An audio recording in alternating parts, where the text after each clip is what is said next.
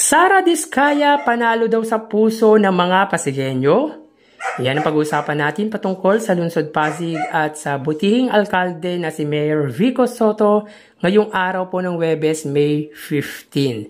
Pero bago natin umpisahan or pag-usapan yan mga kaparokya, humihiling ako na pakisubscribe ang aking YouTube channel, pakilike and share na din po mga kaparokya para mas dumami pa po ang makapanood ng content natin. Maraming salamat po sa inyo mga kaparokya at maraming salamat din po sa mga OFW na solid viewers natin, yung mga patuloy na sumusubaybay sa munti nating channel. Maraming salamat po sa inyo mga kaparokya. So yun nga mga parokya, nagbigay na po ng statement ang katunggali ni Mayor Vico Soto na si Sara Diskaya kaugnay sa pagkatalo nito as City Mayor ng Lungsod Pasig. So basahin natin ang kanyang reaction or yung kanyang mensahe. Sa bawat araw ng kampanya, sa bawat kanto at komunidad na aking pinuntahan, nariyan kayo, kasama ko kayo sa paglalakad, sa pagdarasal, sa bawat ngiti at yakap na puno ng pag-asa. Kayo po ang naging lakas ko, kayo ang dahilan kung bakit ako mas nakilala, mas minahal at mas niyakap ng mas marami pang Pasigueño. Hindi po kami pinalad sa boto pero sa puso ko alam kong panalo tayo.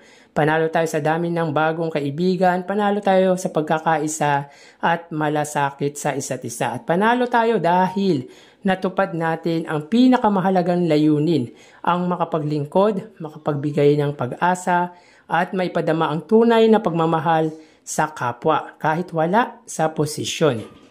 Dahil sa totoo lang, hindi mo kailangan maging politiko para makatulong. Hindi mo kailangan manalo para magmahal ng totoo. At higit sa lahat, hindi mo kailangan nasa pwesto para maglingkod ng buong puso. Kaya kahit tapos na ang eleksyon ay hindi pa tapos ang misyon ko. Narito pa rin ako, tahimik man o maingay, malaki man o malaki, patuloy ako, kikilos, makikinig, tutulong, at makikibahagi sa bawat kwento ng bawat Pasigueño. Salamat po sa tiwala at suporta nyo, hindi ko po yan makakalimutan. Darating din ang tamang panahon sa perpektong oras ng Diyos. Ibibigay niya ang panahong hindi lang para sa akin, kundi para sa ating lahat. Hanggat may pagkakataon, hanggat may lakas, maglilingkod pa din ako dahil ito ang panawagan ng puso ko. Muli, mula sa puso ko bilang isang ina, kaibigan, at kapwa nyo Pasigueño, maraming salamat po. Mahal na mahal ko kayo.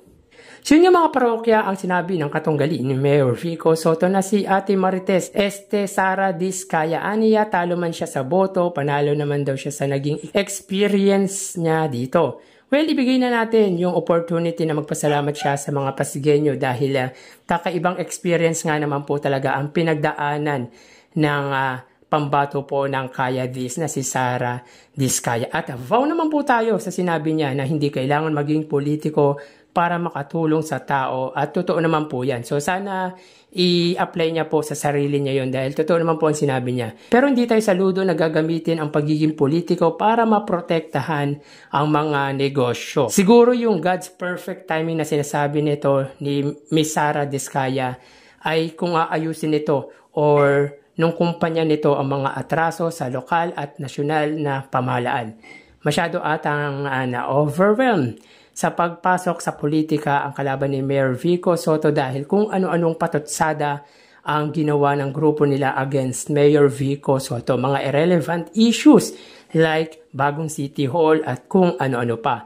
Kaso mahirap talagang banggain or tibagin ang isang Mayor Vico Soto na nasa puso ng mga Pasigueño na kahit anong paninira nyo, kahit anong pagbili nyo sa mga tao ay hindi pa din kayo ang binoto dahil may pundasyong itinayo ang butihing mayor sa puso ng mga tao. Tsaka landslide victory in favor of Mayor Vico Soto. Paanong panalo ka sa puso ng tao? Sa 30,000 na bumoto sa'yo, baka nabili mo pa ang mga ito. Sobrang talino ng mga Pasigueño sa lahat ng mga botante sa bansa. Dahil hindi sila nadala, hindi sila nasilaw sa makinarya na meron ang kalaban ni Mayor Vico Soto. Kaya sobrang nakakabilib ang ginawa ng mga Pasigueño. Mas gusto nila yung talagang may gawa, may napatunayan at may pagmamahal talaga sa kanila.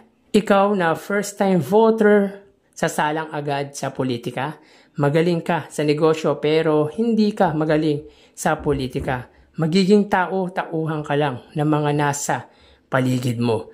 Kaya magnegosyo ka na lang pero magbayad ng tamang buwis. Sorry to say pero nadaya talaga kayo. Nadaya ka ng binayaran mo pero si Mayor Vico Sotto pa din ang binoto. Masakit yung mga parokya, binayaran mo yung tao pero si Mayor Vico Sotto pa rin ang binoto. Masyado kasing mga negative ang campaigning na ginawa ng kalaban ni Mayor Vico Sotto. Dahilan kung bakit mas nagalit ang tao sa kanila. Kumbaga, yung negative campaigning nila ay naging positive campaigning naman po kay Mayor Vico Sotto. Dahil lalo pong lumakas si Mayor Vico Sotto sa mga binato nilang issue sa incumbent mayor. At tulad ng sinasabi natin mga parokya ay nagbigay po ng pundasyon si Mayor Vico Sotto sa puso at sa isip ng mga Pasigueño dahil hindi po matatawaran ang kanyang mga ginawa para sa ikabubuti ng mga Pasigueño. Tulad po ng ating sinasabi, yung mga imposible ay ginawa niyang posible para lang maibigay yung mga pribilehiyong hindi natatanggap ng ibang lungsod pero naibigay niya sa lungsod po ng Pasig. So anong masasabi nyo patungkol dito mga kaparokya? Please comment down below. So hanggang dito na lang po tayo mga parokya at mag-iingat po tayo palagi mga kaparokya dahil maulan na po. Magdala po tayo ng payong pananggalang sa ulan para makaiwas po tayo sa sakit. Thank you and God bless.